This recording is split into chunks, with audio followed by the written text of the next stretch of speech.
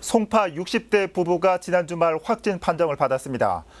그런데 증상이 있던 시기 열흘간 창원을 누볐던 게 확인됐습니다. 자세한 내용 취재기자 연결해 살펴보겠습니다. 태윤영 기자. 네, 보도국입니다. 네, 이 60대 부부가 창원에 가기 전부터 증상 발현이 시작됐었다고요. 이 접촉자 검사 결과는 나왔습니까? 네, 송파구 94번, 95번 확진자, 이 60대 부부가 확진 판정을 받은 건 지난 25일이었습니다. 역학조사 결과 이들은 15일부터 25일까지 창원의 식당과 약국 등을 돌아다닌 것으로 확인됐는데요. 네.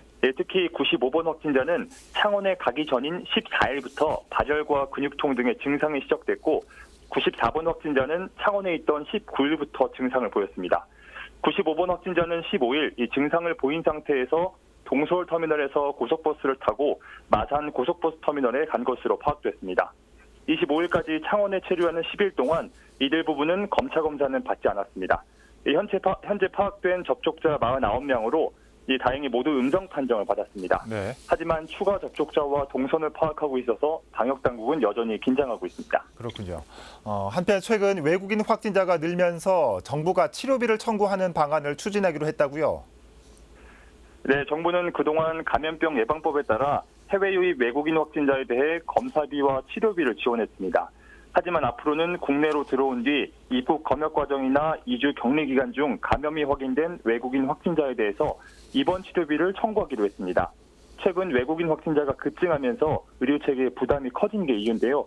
실제로 해외 유입 외국인 확진 사례는 지난달 첫째 주 11명에서 이달 셋째 주 132명으로 급증했습니다. 네. 이와 관련해 감염병 예방법 개정에도 속도를 낼 계획입니다. 예.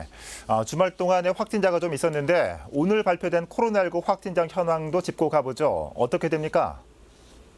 네, 질병관리본부는 27일 0시 기준 전국 확진자 수가 전날보다 25명 늘어 누적 확진자 수는 14,175명으로 집계됐다고 밝혔습니다.